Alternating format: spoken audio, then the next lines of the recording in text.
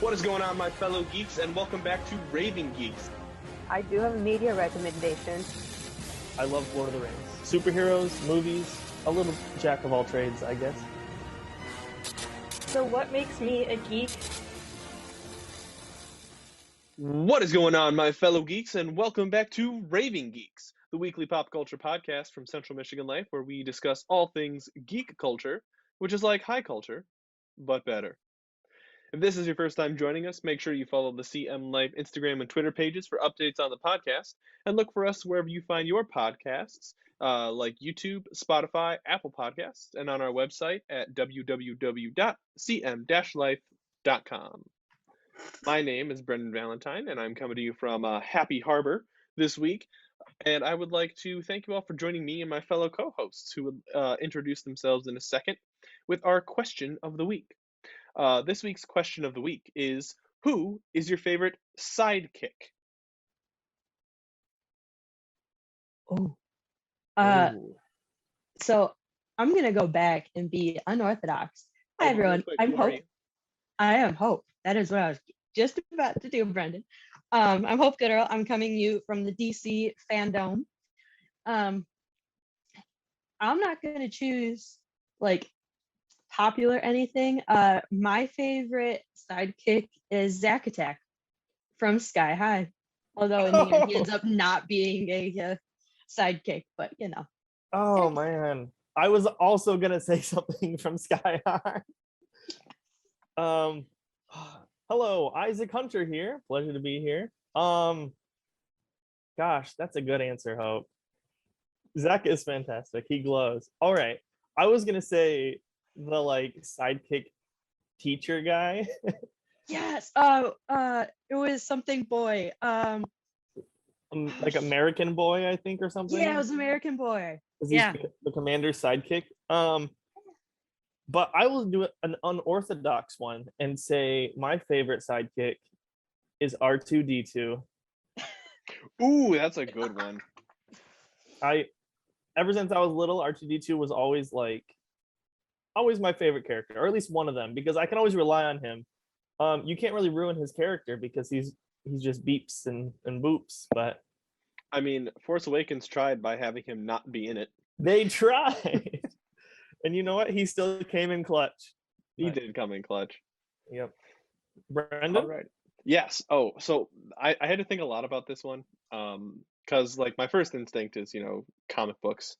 But then I thought, you know what? There's other sidekicks out of comic books. I was like, oh, Watson from Sherlock Holmes. Oh. And stuff like that. But honestly, I gotta go real nostalgic on this one. I can't remember. Here, I'll Google it real quick so I can go real. I remembered and then I forgot. How dare you? No. You will love it once I tell you. But I forgot the name. Okay. Well, real quick while you're looking it up. Okay, no. There's a reason I forgot it is because I didn't actually forget it. I just forgot. So, the lizard from Magic School Bus. Oh my God! His Yes. name is Liz Art. Yes. On the originally I was like, no, it's Pascal from Tangled. But then I was like, no, who's the original Pascal? And that's Liz from the Magic School Bus. That is a great nostalgic trip right there. I was like, Little we chameleon. talk about comic books all the time. There's plenty of other sidekicks. Yeah, honorable mention, Huey, Louie, and Dewey from DuckTales. Huey and Who Louie and would not Dewey those are the main characters of DuckTales. I think that they're Scrooge McDuck's sidekicks. That's debatable. Yeah. Okay. Oh well. Anyway, thank you both for your unorthodox choices. Now, to get things started, we'd like to share some geek news here on the pod before we get into our main topic of the week. So, Hope and Isaac, what do y'all got for us? Okay, so my geek news is for any of you Lego builders out there. There's a fun new set coming. It is the Lego Ideas Home Alone set, which features the McAllister house from Home Alone. Comes out November 1st. It is $249.99. It is a total of 3,955 pieces. over a foot wide and a foot long and about a foot tall. It's pretty awesome. It comes with Kevin McAllister as well as the Wet Bandits, Marvin Harry. It also comes with his mom and then the shovel guy, whose name escapes me at the moment. But no, it's just super cool. And it even comes with like all the traps in the house. Like you can open up the house and there's like the basement and everything. There's even like the basketball player turning thing that he uses when he dances. It's so good. And Marv even has an iron burn on his face if you turn his head around when it drops iron. So I think it's just really cool. Of course, if you have the money to throw $250 at that, I would love that set. That'd be super cool. So that's my news. Yeah. So Dad, there's a possible Christmas present if you don't want to get me a Harry Potter set. No. So my news, I have a couple different ones. So first off, update on Johnny Depp Amber Heard debacle. In a win for Johnny Depp, the judge in the US granted okay, so where is it? Nope, that's not it. So Virginia, the libel laws of Virginia are different from that of England, obviously, because United States and England. And so Johnny Depp had sued Amber Heard for it, calling him wife beater and all of that. And Amber Heard was like, well, because he lost in England, we should just throw out this case here in America. Well, the judge said, no, our laws are different. So guess what, Amber Heard? You have to go prove that Johnny Depp abused you. Just saying. Perjury, anyone? Is that gonna come out? Oh, I should be impartial, right? Everyone knows I'm not. But so that is one big good thing for Johnny Depp in all of this.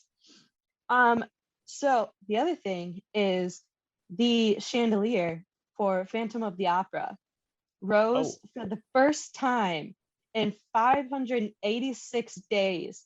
And you can go to Phantom Musical on TikTok, or I'm sure any of their other social media accounts, and watch the cast watching it rise and at the Majestic Theater. And like, honestly, they had to use like a drone to like get all the footage of the chandelier up close and everything.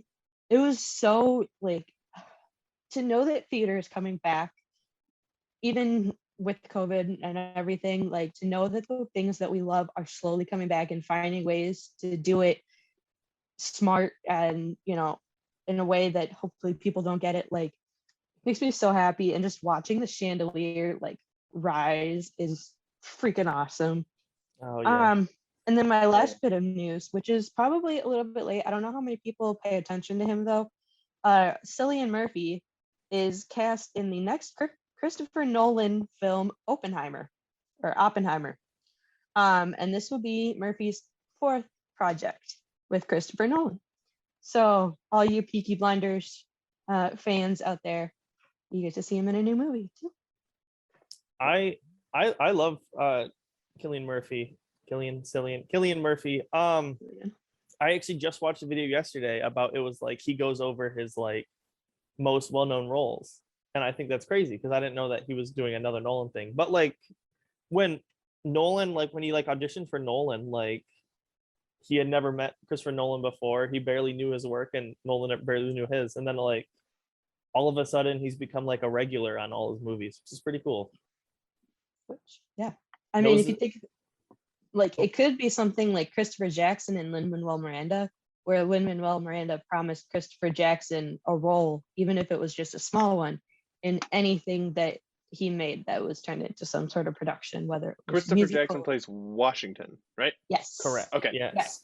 And they met when In the Heights was first on Broadway, because Lin played U.S. Navy, and oh my gosh, I can't remember the name of the character that Christopher Jackson played.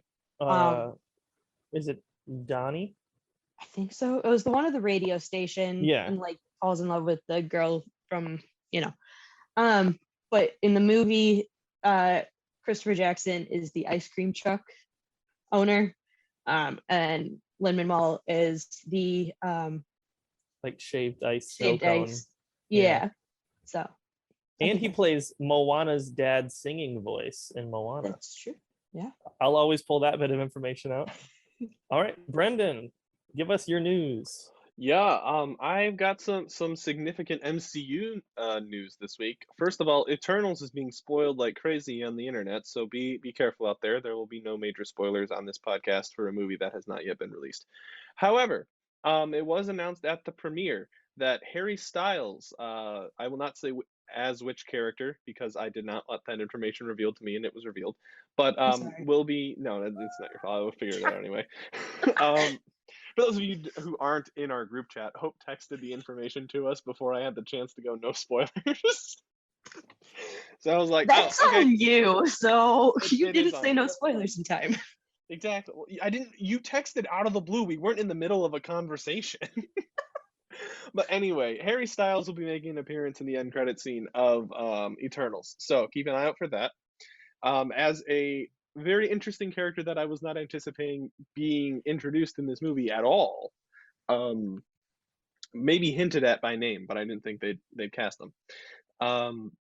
But the more immediate, prevalent MCU news: all of the upcoming movies and most just the general MCU projects have been delayed by a couple months. So Doctor Strange has been moved from its initial release date in, I believe it was February, now to May, and like they've each movie has taken a slot. So now Thor 4 was supposed to come out in May, now it comes out in July. No Way Home. Ant-Man- That was in December, right? Is No Way that when Home it was No Way Home was not delayed Okay. because it's already in post. Or it's already the filming has wrapped on that one. Everything else is still in major parts of production after No Way Home. So Okay. which is probably why, like, and the way the MCU is structured, you can't, like, certain projects have to be released before other projects. Yeah. Like you couldn't release Far From Home before Endgame type of thing. That would just get really confusing.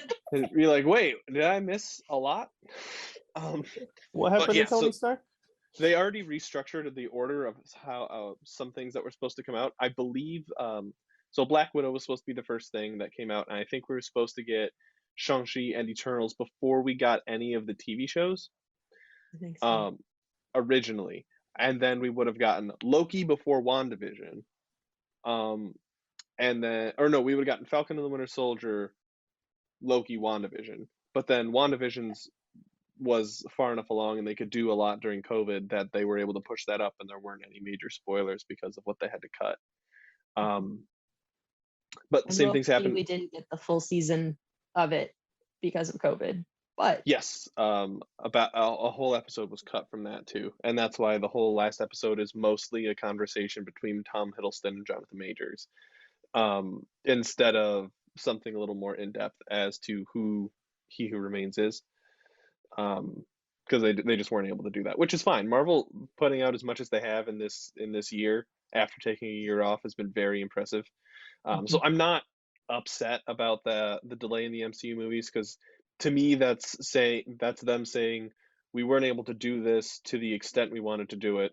So instead of rushing something, we're going to take our time on it and finish it up and give you the quality content that you're waiting for. Because as much as I love everything that has been released this year, the movies I don't think suffered as much from COVID restrictions, but the shows definitely suffered. Yeah. And I think as hype as WandaVision was, I feel like there was a little drop off at the end, and I think that hype would have maintained if it wasn't for the pandemic. Same thing with Falcon and the Winter Soldier and Loki. Like they had their high moments, but I feel like there was just something missing, and I think that's the result of the pandemic. So as disappointed as I am that I have to wait until May for Doctor Strange 2, which will be the most multiverse shattering movie in the MCU ever. and apparently like the scariest MCU movie. It's the first MCU horror movie, and I'm so excited. But yeah. What else was it? There was another thing that was Marvel related. I thought about it like 10 seconds ago while I was talking, and then I wouldn't shut up. Oh well. No, because yeah. That's it. Oh wait, no, I remember what it was. Sorry. We're supposedly getting the second No Way Home trailer within the next 2 weeks. Woo! No, there is no. It's all just speculation, but the anticipated date that we will be getting it will be either November 1st or November 2nd. My money would be on November 2nd. Trailers tend to release on Tuesdays, so Well, I mean, um, if it releases late, the fandom will just pressure them into releasing it again. well, we could get it before then anyway. I think it's supposed to come out around the time Eternals comes out, Okay. which is November 5th. So shouldn't be a problem. But anyway, enough on Marvel.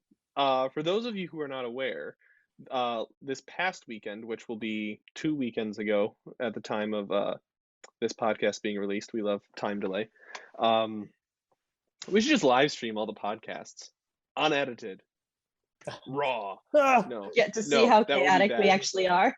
Yeah, no, Mike does a great job at it. Sometimes as chaotic as it seems, it's worse. Yeah, let's just name all the people personal in our lives names. Yeah. Get Brendan in trouble, then Yeah, my social security number is anyway. I saw that face, Isaac. Were you grabbing a pen? No, I was just adjusting myself, I swear. But anyway, so on the opposite side, DC came out swinging with its DC Fandom Event, which also happened in 2020, and which revealed a lot of projects that previously hadn't been heard of. And there were a lot of updates on things that we'd only really heard rumors about. It kind of canonized a lot of ideas in the DC realm, not just in the DC extended film universe, but in the DC Comics universe as well. So the way that it's usually worked is they would start off with some exciting things, and then they would bury some things that they didn't think would be as highly anticipated in the middle, and then save the biggest thing for last. But we're going to talk about the biggest thing first, and that is the new trailer for the Batman. So our first trailer for the Batman came when the film only had gone through about a third of filming. And now the movie is slated for a March release. So my guess is filming is pretty much wrapped.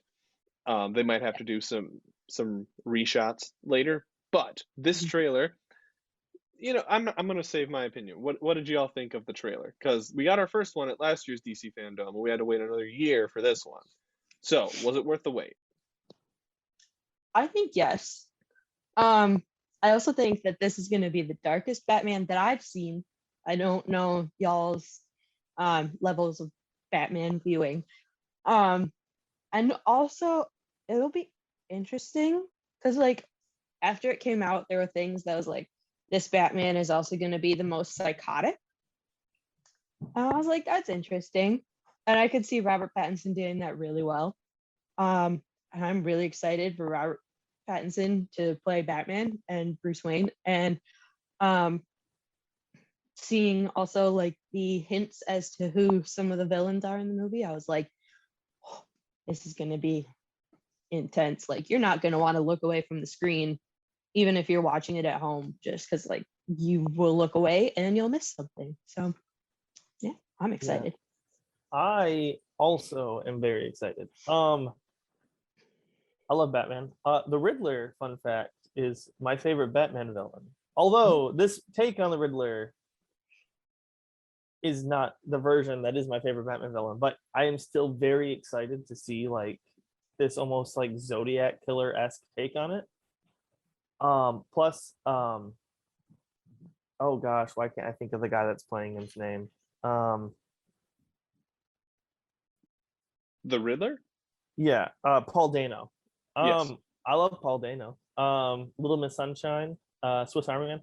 But anyways, no, I'm really excited because I was thinking about it, and Batman's called the world's greatest detective, and very rarely do we actually see that aspect on him. We more so almost see the Caped Crusader aspect, which I mean he's both. And yes, we've seen Bruce Wayne analyze things and figure things out, but this movie looks like it'll really heavily weigh on that being a detective part. And I'm really excited to see that because let him live up to his name. I agree. I think that's a super important part because if you look at the evolution of Batman, especially on the big screen. You've got your Michael Keaton to start off, and he was just like the vigilante, the superhero, but like in a positive way. Like it wasn't really focused on like his relationship with the GCPD. He kind of worked with them. And then you've got, yeah, okay, I'm going to ignore the George Clooney version because that was not much different from Michael Keaton, but also like Yeah. worse, in my opinion. But then you've got your Christian Bale, which was like about like the dark side of Batman, like the part that doesn't work well with the GCPD, like the criminal almost, but like Gotham's Dark Knight, focused on like that part. He's the savior of the city, but I'm not the one it wants. I'm not the one it deserves, but the one it needs. I'm not wearing hockey pads. I'm not wearing hockey pads. That's a good line. I love that. But then you've got Batfleck, which was mostly like you did have some detective in there, but like that was like Batman as like the warrior. Like that was like Arkham Knight level Batman. And I think this one, if you played the Batman Arkham games, this one's like we're getting Arkham Origins Batman in this one, which was they tried to make like a cool detective like feature, which was just like point and click for the right like evidence. But I think like we're going to be moving in that direction, and I think that's exciting. And then I agree that with you, Hope, pointing out the psychotic nature of Bruce Wayne. We've always seen the billionaire playboy philanthropist, and then when he's at home, he's just Batman. He's not Bruce Wayne. But like I think this one we're gonna analyze a little bit like the remnants of Bruce Wayne's broken psyche that isn't the public persona that he has to put on. But I'll be interested to see if like what his public persona is, because from the trailer it seems like he doesn't have much of one. Like it's okay for him to go out in public kind of looking like tired with like the bags under his eyes and like stand in the middle of the debris, and that hasn't been the Bruce Wayne we've seen before on screen, and I haven't like really focused on that Bruce Wayne in the comics, but I know it exists, so I'm super excited. Matt Reeves is going to do a great job, or has probably done a great job, like kind of piecing this story together. The one part of the trailer I was disappointed on was I wasn't able to piece together a cohesive narrative of the story, like the plot, which I don't think, given Matt Reeves' directing style, is super important, especially in the trailer. I think what they were trying to show off was like the vibe, like this is the Batman you're getting, not this is the Batman story you're getting. So I wonder if I guess I'm disappointed, but because it's just mysterious and I want to know like what they're going after and what they're trying to prove with this Batman. I think they did they did hint a little bit because they showed Zoe Kravitz as Catwoman, which when I first saw her I was like, Halle Berry, nope, that's not it, because it was just like a flash, and I was like, my brain. And then I called her to my sister, I was like, oh, Zoe Sandalia, and I was like, that's not the right name. Who's Jason Momoa's wife? Which I also find it really ironic that like Batman is in DC, but it's not in the DCEU universe, that universe with Jason Momoa, unless we're going to transition into the Flash and talk about. We'll do that later, yeah. Brokenness of their universe. But I was like, okay, so we're bringing back the whole like possible romance with Selena Kyle and Batman, Catwoman that they did at the end of the Dark Knight trilogy, that they had in Gotham, and Titans also has talked about it, even though they don't really have Bruce Wayne in Titans as much, or like at all really. There was like one time they were trying to break into Wayne Manor or something, and like the password was Selena Kyle. So which only, of course, like only Dick Grayson knew that, and then like Gar's like, who the hell is Selena Kyle? So okay, Titans was on my list of things to watch now that I have access to HBO Max. It's in season 3. Yeah, I know, but like that's some New 52 crap. I don't like that. Like, it's one thing for them to have a romance, it's another thing for him to make her name his password, because normally Batman's really good at passwords. Like, have you ever read or like listened to the audio clip from Justice League? I think it was Justice League Doom, where like Batman has to like unlock the Bat computer for each contingency plan on how to kill each Justice League or incapacitate each Justice League member, and he's like Omega Lambda 5 9x4. I'm like, and he just knows these. That's Well, not a Batman password, or it's Martha, or like something like that. Like but his so like the way family. that they played it in Titans, and this is kind of like off topic for the trailer, but like the way that they played it is, I think the hint was like the one who got away or something like that. So Gar tried like Joker, and I can't remember what the other one was, but then Dick was like, no, try Selena Kyle because that was the last try left, and it was that. So spoiler, but there's not even any numbers in that. Hackers can hack into that. Yeah. if they know about Selena Kyle and Bruce Wayne, but you don't know that. Yeah, but also like if you are at the Batcave, odds that you know Bruce Wayne is Batman are Well, much they weren't higher. in the Batcave. They were in Wayne Manor. Wayne, oh, they were in Wayne Manor. Okay, I Yeah, thought they were they in weren't- Wayne Manor trying to get into the Batcave. No. Got There was it. something like Red Hood and bad guys, and yeah, I was watching a clip on YouTube, wasn't really like aware of what was going on. That's fair. But anyway, back to the trailer. I'm super excited for like this version of the Penguin. Because Yeah. like there's the Penguin has always been like a weird villain in all of Batman media except for the comics and the Arkham games, which do a decent job. I mean, well, the comics do a great job because that is the origin of the Penguin, but Yeah. Arkham does a pretty good job. But a lot of people like really force that connection, like him being called the Penguin and like relating it to animals, which does exist. But I feel like Gotham did a decent job where like Penguin used to be this name for him that like he didn't like, but he's like, you know what? You're gonna look down on me for like this way, the way I look like a penguin or whatever the origin story is, because it depends on like the it depends on its origins. Mhm. But like him embracing that name and becoming like a full-fledged mobster, like the Arkham like games, he's just an arms dealer and a criminal. Yeah. But like this one, like he's the full, like the one that's like, what are you doing, sweetheart? And I'm like, where he calls Batman sweetheart, I was like, oh, this is serious. When he's driving and then there's the explosion behind him and he's like, I I got got you! I got you! Yes, I was like, and then I'm like, no, you didn't. There's no way you got him. And then the trailer ends with him like walking out of the like. I was like, oh, this is gonna be an epic movie. Yeah. Also, the fact that Penguin is Colin Farrell. Yeah. Like, Yes, he's been doing some amazing villains lately. Like, ooh. So yeah, I'm He excited looks for that. nothing like Colin Farrell. It's No. fantastic. it's very good. You can tell a lot of effort has been put into this movie. So even if like, because I'm still itching for some plot details. But even if like the plot ends up being like mediocre, like the film's still gonna look super cool. Yeah.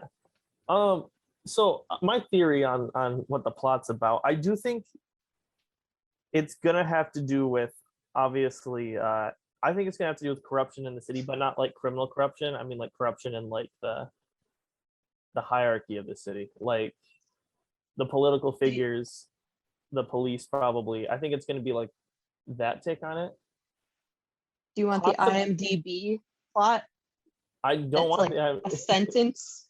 I was gonna say, but I think there is even a possibility, which I saw. This isn't my own theory, actually. I saw this somewhere else, of bringing in aspects of the Court of Owls, like storyline. I love the Court of Owls storyline. I mean, there isn't a lot like to work off in the trailer, but I do think that would be a really like neat thing where it's just like these hidden figures that control the city. Mm-hmm. Yeah. There's already a lot of villains in this though, so I could see that as an end credit scene. Like after, like Penguin is the type of person that would know about the court. I don't know if Riddler would. I doubt Selena would, but I think Selena would get involved if she found out. Not like become a member of the court, but like would be involved in that storyline.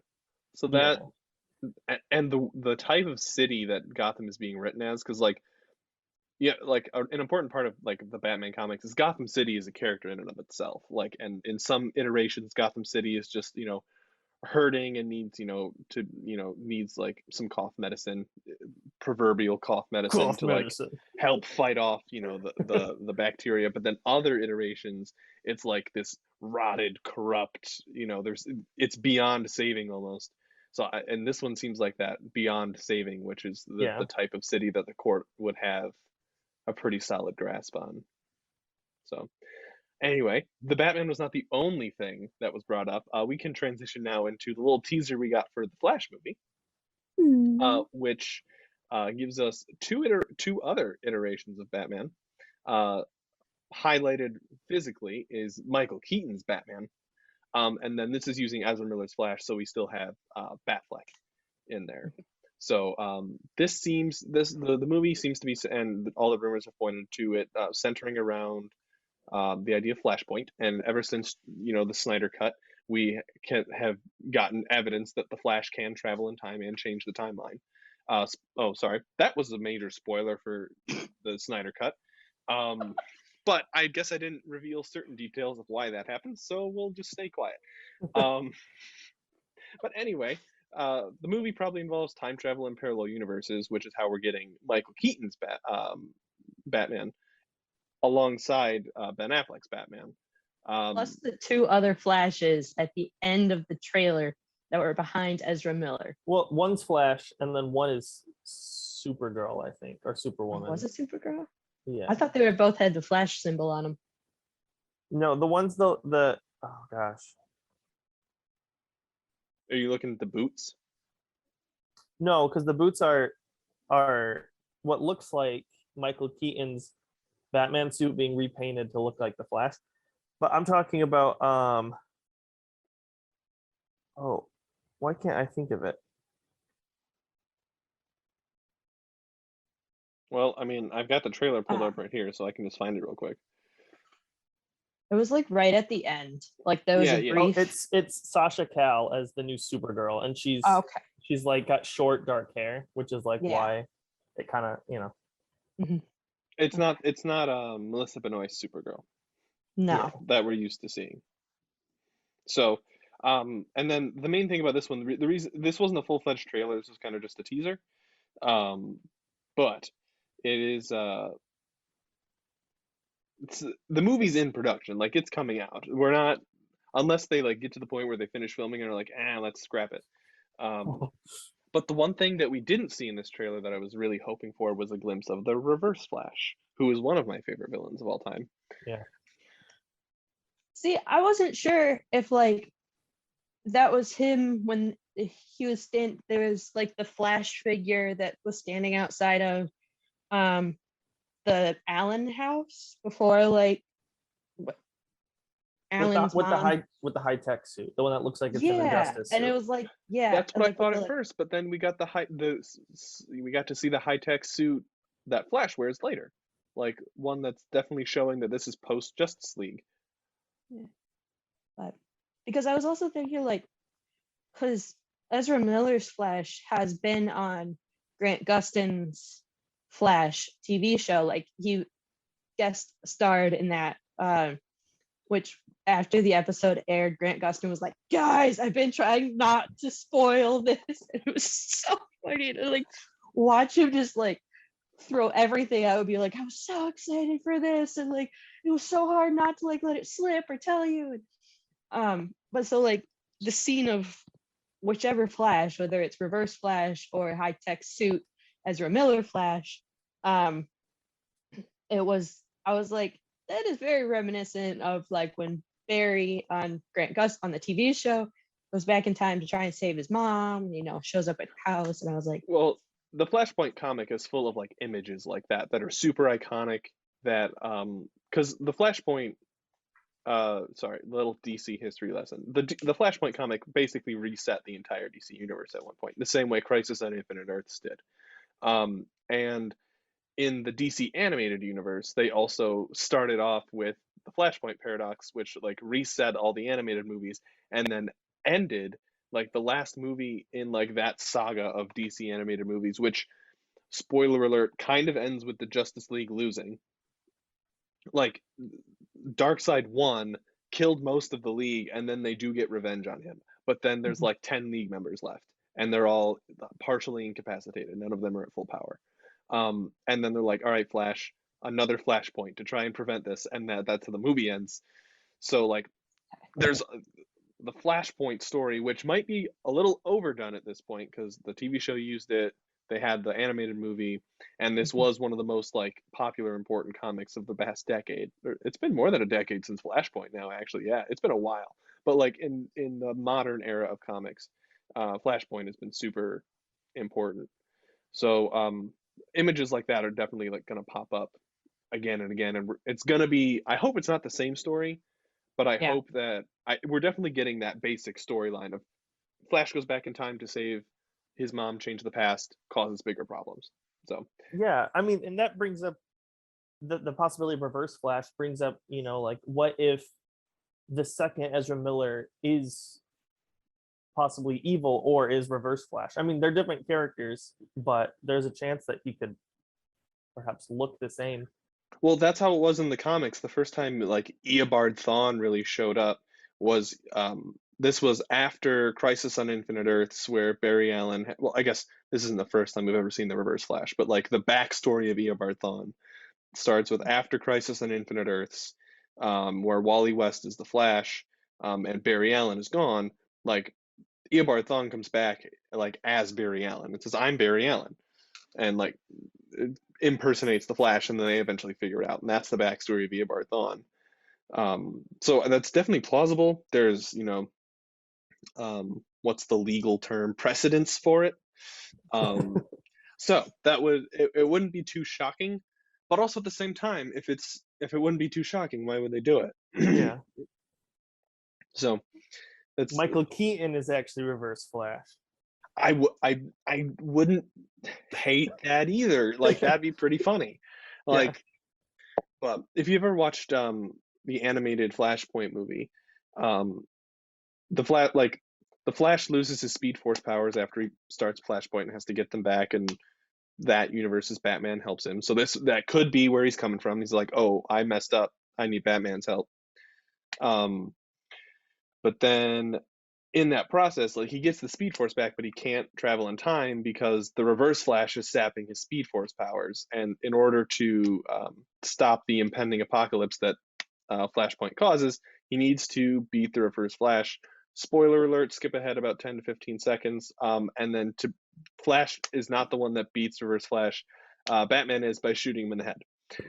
Which is super weird way to kill a speedster, but when you're distracted by about to being able to kill your arch nemesis, you might not be tapping into the Speed Force. But then also in the same DC animated universe, the Reverse Flash technically dies that way twice because he slows himself down. He slows down time, but only in his own body so that he can survive, and then tries to get a pass in the Justice League Dark film that will stop him from going to hell. DC is such a weird universe, but it's so fun to watch these movies. But okay, anyway, the spoiler is done. But apart from Flash as well, we got a look at Aquaman 2, which is another like film. A lot of people really enjoyed Aquaman, and one aspect that I've heard not just from myself but from other people is that they really liked how they explored like the different realms of Atlantis and kind of like figured out not like the politics of it, but like kind of the demographics of Atlantis. And it seems, you know, that's where we're going for this one. Is in the last, you know, the villain of the last movie is Ocean Master, and that was kind of like the conflicting identities of Aquaman as being from the surface but also from Atlantis.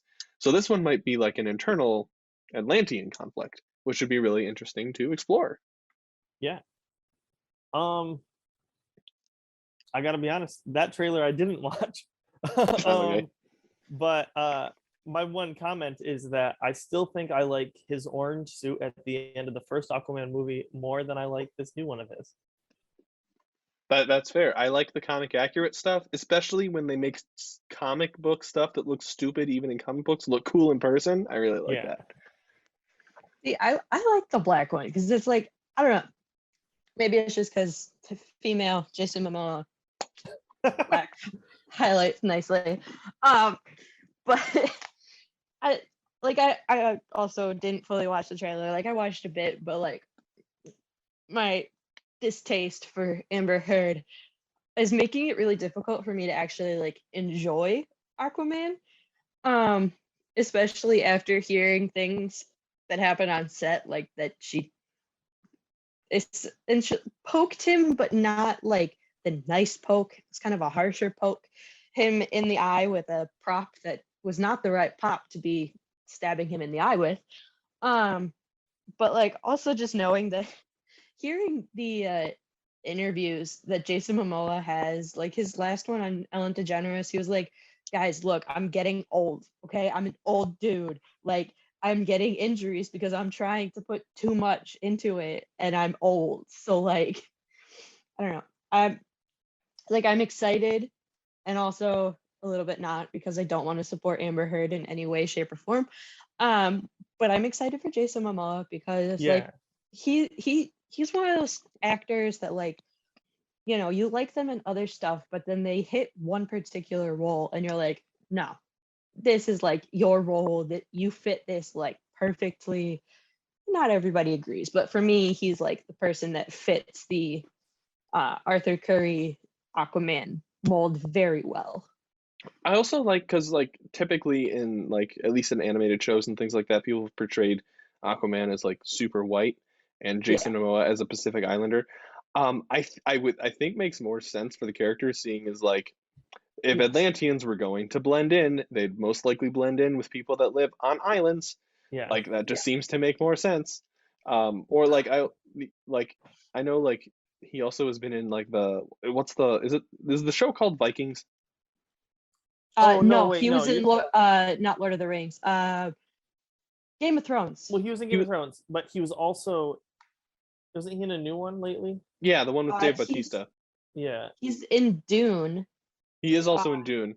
But basically like he kind of like fits in like with that Scandinavian like group that like I don't know. I just feel the like show Jason is it the Momoa Apple show C or whatever or like C. Lion Yeah, that's what it is. C. Yeah. Um, but yeah, I think like Jason Momoa just fits the like idea of Aquaman better. Like when Yeah. I think of like the compelling Aquaman, he's kind of that vagabond, like kind of drifts from one place to another. And Jason Momoa gives off that vibe more than the just depictions of Aquaman in the past Yeah. that where he looks like he should be like working a 9 to 5 at Goldman Sachs. Yeah, no, Like, they'll give Aquaman like this like really neat comb over hair that like looks like he got it at Sports Cuts, and he's like, I don't know, because isn't he's blue eyed, and that's like Yeah. the reason that they know he's like the royal is like only the royal family has blue eyes in like original Aquaman. But I'm like, I don't know, why did they have to make him look like a crusty pale guy? He should be like sunburned. He should be tan. he's Uh-huh. spending all this time at sea. I don't know. Yeah. I think he's really good. Also, just to be clear, like we didn't get specifically a trailer for Aquaman in the Lost Kingdom, but we did get to go behind the scenes on production. It was like a sneak peek with Jason Momoa, just in case anyone was like, "Did I miss the trailer?" But no, don't worry, you didn't miss the trailer. The only major trailers we got for films were like Flash as this teaser and Batman. At least DC Uh, Extended Universe upcoming trailers. I was gonna say the Peacemaker Well, one. that's a show, not a film. Don't worry. Oh, was it a show? I thought it was a film. Nope, it's a show. I was like, don't worry, I'm not forgetting. Okay. I'm aware. But yeah, like Oh, other also, DC. Yeah. there was also, and this might also be a show, but the Super Pets. I mean, it was kind of more like a little couple clips, but the Super Pets animated. Oh yeah, I'm also talking just mainly I'm talking DC Extended Universe, like the live action films that like are like in this Zack Snyder form of things, because I figured those are the big ticket items that were in here.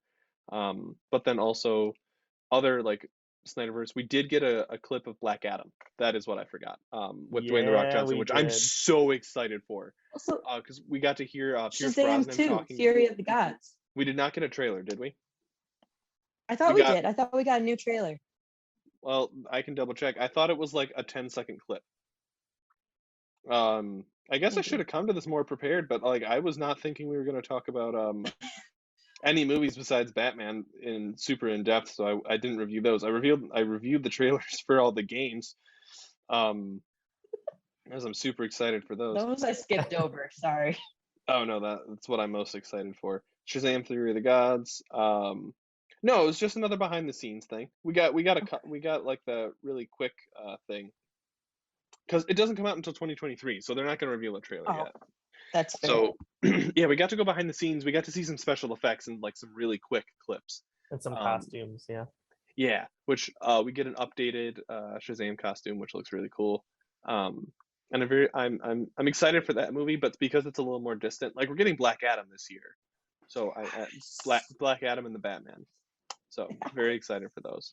But and then let's see, Shazam: Fury of the Gods, Flash. Yeah, we covered. That's all the films that are majorly coming out. And then the other like big trailer announcement was the Peacemaker series. So if you have seen the Suicide Squad, the newest one, you will know that John Cena's Peacemaker was a hit. Not my favorite character, not the character from that movie that I would have chosen to write a show after, but definitely No. like if you're going for that HBO Max raunchy comedy type thing, it's definitely the character to go for. Like when he's in his underwear and dancing in his living room. Yeah. That was like, Oh man. and then No, the eagle hugging him. And he's yeah, I like, was just gonna say the part with the yeah. bald eagle. I'm very excited. Although he almost looks like more wholesome than he was in the other show. But In the movie? in the movie. No, But that's the thing. I didn't think he was redeemable at the end of the movie. I Yeah. was like, no, I hate this guy. I don't like if I were to choose a character from that movie that was still alive at the end of the movie, to do a show after, Ratcatcher 2. Oh, okay. Okay. Who were you thinking, Polka Dot Man? I was gonna say if you had to pick a character that is still alive, but you're right. Polka Dot Man's not alive. Spoilers. You know what? Thanks for that. But yeah, no, I had to pick characters. We can edit that out. No, it's fine. This is just getting me back for spoiling who Harry Styles is going to be playing for Brendan. Mike types in the chat, sigh. We can say blank died, and then we'll be like, "Who said that?" But it's not that big of a spoiler. Yeah. It's the Suicide Squad. Most of the cast die. spoiler. Spoil. Will Okay, Smith is still alive. It's in the title, and also Will Smith wasn't in that one. He's still No, alive. but he's still alive Sorry, because he wasn't in that one. We don't know. He could be not in that one because he died on a different Suicide Squad mission that has not been made canon yet. That's true. That's true. But I am very excited for the new Peacemaker show. I know like 0 of the characters they're introducing. There's like what Vigilante is like his like a character in the show. And then there's a I few love other Vigilante, characters. but I don't know if I'm gonna like this incarnation of it because it's in a comedy show and Vigilante's not funny. See, I don't even know who Vigilante is. One of my favorite anti-heroes. At least the comic book version. He was in Arrow, and he was okay there. Because so in the comics he's Adrian Chase, who ended up being Prometheus in Arrow. Okay, yeah. So in the comics, Adrian Chase is a district attorney, and he takes on the persona of Vigilante, who's kind of like, he's not the same caliber of hero as Batman, but like he's got that same mission, but no killing rule. I mean, he doesn't just murder random people, but like it's never discussed, at least in the comics I've read, what his policy on murdering criminals is. It was discussed the way he in speaks, the trailer. In general, he doesn't seem to have a problem with it, but like he takes on more of a hero role, and I can see how they'd relate it to Peacemaker, but I don't think Vigilante is funny at all, and I think the best incarnations of him aren't. So this is going to be a weird contrast with Peacemaker because they have I think they have a similar ideology, while like Vigilantes isn't so like patriotic. So it'll be an interesting like play off each other, but not if I was going to introduce Vigilante to the DCEU, I wouldn't have done it in a comedic television show. Yeah. More darker, serious. Yeah. City vibes. So well, I want to touch on Super Pets really quickly. Go for it. Just because it's animated, so your kids will love it. Although I'm sitting here also going, I wonder what is going to be rated because it's Dwayne Johnson and Kevin Hart, which like they were in the movie, I think it was CIA together, and they've been in a couple other things, and they're hilarious together. I love them in movies together. But also another voice actor in this is John Krasinski. And I was like, oh, and Keanu Reeves was also in it. I was like, say what now? And so it was just kind of like chaotic at first with Dwayne Johnson and Kevin Hart, but then bringing in all these other people too, and I was just like, I'm excited for this, even if it didn't have Kevin Hart and Dwayne Johnson, because one, we're talking about crypto, and I can't remember what the Kevin Hart's character's dog, the dog is. Whose dog? Ace. I was gonna say, if it's Batman's, it's Ace. The think Bat so. Hound. Yep. It's kind of like a pit bull looking. Actually, I take that back from the beginning of the episode. Best sidekick, Ace in Batman Beyond. Okay, that's fair. But there's a one point in the trailer of there being a turtle, a pig, and I think a squirrel as well, just watching the interaction between Crypto and Ace. And it looks adorable and comedic, and I'm hoping I can share it with my oldest niece, but we'll see when it finally comes out or gets farther down the line of production. Mm-hmm. So there was quite a bit more introduced at DC Fandom. Is there anything else that either of you wanted to touch on specifically that we wanted to go in a little more depth? Because if not, I have some things. Oh, please go ahead. I was just gonna say, like, Black Adam, like, go watch the trailer where Dwayne Johnson is also hyping it up, because Pierce Brosnan, who he said, I didn't realize how long he had been in the James Bond franchise, which is 10 years, and apparently only 4 films. I mean, that seems like a good amount for 10 years. Yeah. Well, and also with his era of James Bond, what they would have to do and stuff, and time period of movies and everything. But like him saying like they are pulling out all the stops. This is like super intense in a good way.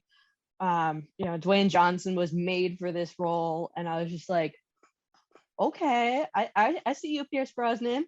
And so yeah, watch that video of like Pierce Brosnan and a few of the other actors like hyping it up, and then Dwayne Johnson coming in and be like, listen, I've been trying to get this going, and it's all for you guys, and like hyping it up even more. And I was like, and then when they showed the little clip, I was like, what am I supposed to do now? I want the movie now. It seems like it's coming from the perspective of they're going with Black Adam as like the anti-villain starting off trying to work with the Justice Society, but realizing their methods clash. So this will be super exciting, because Black Adam, for those of you who don't know, is pretty similar, at least in how his powers look, to Shazam, but his is a very different backstory. Well, like Billy Batson is an orphan that like is very good and kind-hearted, but it's just had like a rough past. Black Adam is a straight up dictator, who after being enslaved in his country kind of like led a revolution, and then now controls the new slaves. At least in the comics. I don't know if they're gonna have the slavery aspect in the film, but the other thing that I'm curious about is because Dwayne Johnson has the big tribal tattoos that you can usually see a little bit peeking out of his shirts at his collarbone. I'm wondering if they're going to hide them or incorporate them somehow. My guess is they'll either make up them out, or his costume will cover him. I don't think it'd be an issue if they were showing anyway, but because like different incarnations of different characters look different, so it's not going to be a problem. But yeah, I see it being a problem for some people. That's why I'm like, I wonder what they're going to do with it. But I think like what you're saying, the majority of people aren't going to care. Well, but also they can do it like in certain areas, like I know you probably can't in certain countries like Singapore. I don't think you could release a character with like certain like facial markings depending on what it is, but they can censor that in post. So that's true. They could take a mustache off of Superman. So well, I mean, that was dangerous. That kind of messed up the movie. What are you talking about? But anyway, the next thing that I really wanted to talk about is the two DC Universe oriented video games that were we got new trailers for because they were both announced last year at FanDome. Suicide Squad Kill the Justice League and Gotham Knights. Premise for Suicide Squad Kill the Justice League is Brainiac has taken over Metropolis and brainwashed the Justice League, and Waller sends in, King Shark, Harley Quinn, Captain Boomerang, and Deadshot to try and kill the Justice League and get them out of commission so that Brainiac can't use them against Earth. This trailer, we finally really got to see more of the Justice League besides Superman, and we got to see Brainiac's ship and kind of like this more of the state of Metropolis, which it looked pretty bad in the first trailer, but in this one, it's like the last trailer was a little more looking specifically at the characters you'd be playing. So the Suicide Squad members, this trailer kind of oriented like where they're at in the world in relation to Task Force X, and we got to see Amanda Waller. So I'm very excited about that. And then Gotham Knights, which Suicide Squad for the Justice League looks good, but Gotham Knights, the premise sounds so much fun. It is the premise is Bruce Wayne has died, and he is left protecting Gotham up to his 4 proteges, Dick Grayson, Jason Todd, Tim Drake, and Barbara Gordon. And between the 4 of them, we finally got a plot trailer. So the main villains are going to be the Court of Owls. Other villains we know that are in it. The first villain is going to be Mr. Freeze. He's the first boss. Penguin is in it. And we get the Court, and I'm sure there'll be plenty of other villains. But like, I loved in the Batman Arkham games, like the side missions you could play as some of these characters. So I'm really excited to play like a whole game switching out between the 4 of them. I love the like rapport between Jason Todd, at least the comic book Jason Todd, and the other members of the Bat family, especially Dick Grayson. So I'm excited to see those character interactions. Overall, the games look super fun. I might leave that up to Mike to discuss in the Level Up Chips podcast because that's more video game oriented stuff. But these were revealed at DC Fandome last year, and we got some updates on them. So they're both coming out within the next year, hopefully, barring any delays. So they will probably be on my pre-order list, both of them. As long as they're for your gaming console. I mean, I have the next gen console, so I was one of the lucky few that was able to get an Xbox Series X. Some people's kids. What? What? What'd you just say? It was a slip of the tongue. I bought that myself with my own money and lucked out that GameStop had 14 in stock, and I waited in line outside the store. All right. With 13 other people? Actually 9 other people, because they didn't get the word out that they had some in stock, so they ended up having like 1 or 2 left over. I'm sure they were gone by the end of the day, but yeah. So the other thing, I didn't know that this project was happening, but we are officially getting a live-action Blue Beetle film. And yes, and they have an all Latinx production cast, which works because they're using Jaime Reyes as the Blue Beetle, and that is like a really important part of the like character is like the Hispanic American background of Jaime Reyes, because that's balancing, that like the close-knit family relationships that are like associated with the Hispanic community in the United States, and being a superhero. It's very difficult to have 2 lives when both of them really require all of your attention. So I'm super excited. We didn't get to like see anything. It isn't quite in production yet, but they were talking about it and kind of revealed that it is happening. Let's see. We also got some updates on the CW shows. I won't talk about those as much just because like they're all like there aren't any new shows that are airing this season. They did announce a couple that will be coming up, such as Naomi. But we got a look at the Flash's new costume, and we got a look at Batwoman, which has already aired. So just a couple of updates on those shows, including not a preview, but like an announcement that DC Legends of Tomorrow will have its 100th episode coming up, in this season, which that show is wacky and wild anyway. So the 100th episode special is probably going to be crazy. Other updates on shows that were happening. Doom Patrol, they talked about that for a little bit, but that's also already been available on HBO Max. Oh, I forgot about this completely. Any fans of Neil Gaiman, we're getting a Sandman show. Yes, I'm I've seen super that, excited. and it looks. Oh, Yeah, we got to see some posters of it, and we got to see Gwendolyn Christie as Lucifer Morningstar. Which, at first, when I saw this, because it's going to be on Netflix, I was like, "Oh, no way! They're gonna incorporate Tom Ellis and his Lucifer." But no, they're not. This is a completely different universe. So I'm like, okay, we're not going to get the campy thing. We're going to probably get something closer to the like original Sandman yeah. comic, which if you haven't read the comics or aren't a comics person, I also would recommend the Sandman story on Audible as an audiobook, which could be a little more digestible because Sandman comics look weird, but I think they're really fun anyway. And yeah, I think that is about everything. There's a couple more things if you really want to know more about what was revealed at DC Fandome. There's a 7-hour live stream on YouTube if you have that kind of time. But we just wanted to go over some of the like highlights, see what we're going at. See, and I only found the 4-hour version, so oh yeah, I didn't know there was a 7-hour. It was a full day event. Oh yeah, they also talked a little bit about the Batgirl film coming up, which still doesn't have a whole lot of details. They're still like piecing things together. But I'm very excited to see a live action Barbara Gordon.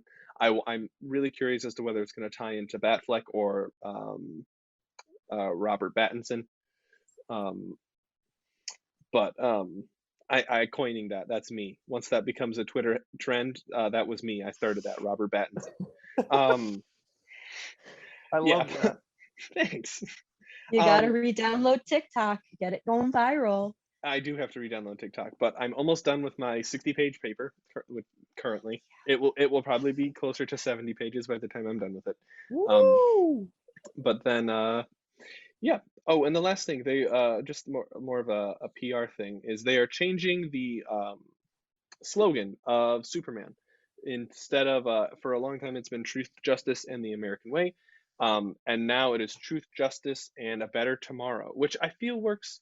I know there's been some backlash where people are like, Superman's an American hero, but like in a more like globalized society, I feel like it's like Superman is an international hero and like an international symbol that is stretched beyond the United States.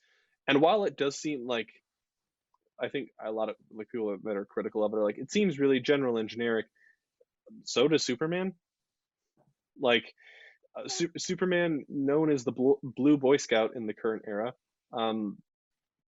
still a great hero, still very popular. But I feel like the more general slogan actually fits the character better, because I feel like he has this is associated with this weird giddy optimism that kind of like fits that like truth, justice, and a better tomorrow. And it's like, but then if you really explore the character, it's like, okay, how much of that are we actually able to bring to fruition? Because sometimes Superman, as godlike as he is not perfect. And I like exploiting his flaws in comic books because it shows that I not in like a villainous way, but I'm like, when if the Man of Steel can bend, what does that mean? So yes. Anyway, well, that is the gist of what happened at the DC Fandome. I really like this like format that they do where they're like, yep, we've kind of saved up a lot of stuff and we're gonna like bash it out all in one day, and that was pretty nice. I understood last year when they did it that like they didn't, a lot of production had been halted and they were doing this just so they could have like one big press event because there weren't like conventions weren't able to happen. But I was a little disappointed this year that we didn't get to see more concrete things from DC. So I'm hoping either they don't do an event like this again and like relate it to conventions, or leave this stuff to like conventions to do the big like public stunt, or they do put a what's it called? Dang it, why am I blanking? Oh, they just are able to bring more to the table for if they do this again Yeah. next year. Because like as much as the only like true like trailer like this is coming out were Peacemaker and Batman. And they did this for 8 hours. So I'm hoping that we get a little more like news on that front. So yeah. But anyway, as always here on Raving Geeks, we like to leave some recommendations for you viewers, whether that be movies, video games, food, anything geeky. So do y'all have anything you'd like to recommend? Yeah. So this like came out, I think literally this week on Netflix. It's called Pretty Smart. It's a sitcom. It's super funny and also like super sweet. And it stars Emily Osment and Greg Sulkin, both of whom are Disney kids in like our era of Disney, because Wizards of Waverly Place and Hannah Montana. My dad asked, because I started watching it while I was at home, my dad was like, oh, well, is Greg Sulkin any better of an actor than he was on Runaways? And I was like, well, he plays the typical pretty boy, you know, kind of jock of he is the gym trainer and not always the brightest. Like there was a line that was like, oh, not the sharpest tool in the shed. And he goes, actually, this is a hammer. And we don't have a shed. Or do we? I don't know.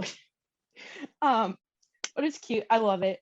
And there are other characters. And I just love the dynamic that like the entire cast has together and like how the characters interact. Like it's very authentic for today's world. Like some of it is obviously overplayed because it's a sitcom. But it is very good. And it's called Pretty Smart. It's on Netflix. And I think I'm on episode like 7. And there might only be like 10 episodes. So yeah.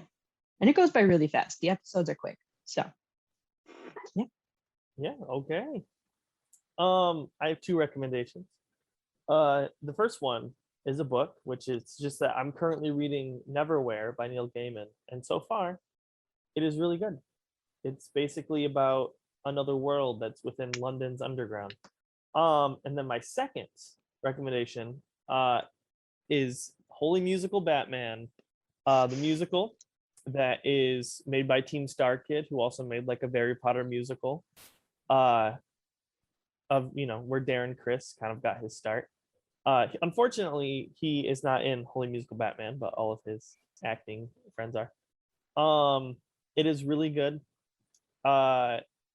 It's hilarious, and I don't know. You said The American Way, and there's like a song called The American Way, and it's sung by Superman, Batman, and this villain called Sweet Tooth. And basically, it's like all 3 are singing it, and all 3 are actually saying actual things that are the American way, but from different points of view. So like Superman is like doing the right thing, like getting the kitty from the tree, calling the fire department. That's the American way. But then Batman's like buying a yacht and doing whatever you want. That's the American way.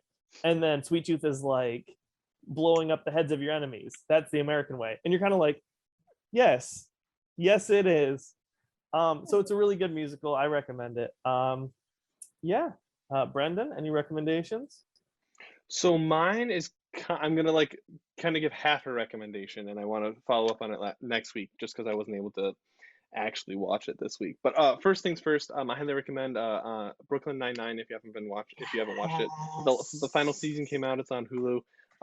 It's really topical. Covers a lot of pandemic things and things that happened in 2020. I don't want to spoil anything, but I've been thoroughly enjoying it. It's pretty satirical, and I guess some might say it's kind of biased, but I think it kind of gets to the heart of some issues with policing. And then my second one, if you haven't seen it before, Young Justice. Season 4 was talked about at DC Fandome and is now officially starting to release episodes on HBO Max. And I have not gotten to watch them yet because the thing that I watch HBO Max on got logged out of HBO Max, and it's not my account, and we weren't able to log it back in today. So I will update people on that next week, but I highly recommend it. Go watch the first 3 seasons before you come back next week, so you can listen to me talk about the new season a little bit. So that is all we have for you today. Thank you for joining us here on Raving Geeks. Make sure you leave a comment wherever you're listening from. We love to hear what you all thought and what we talked about today, or anything you want to hear us talk about in the future. Also, feel free to reach out to us on Facebook or Twitter at Raving Geeks, as well as our TikTok. And as always, I've been Brendan Valentine, along with Hope Gooderl. And I've been Isaac Hunter. Stay geeky and have a great weekend, everyone. Bye.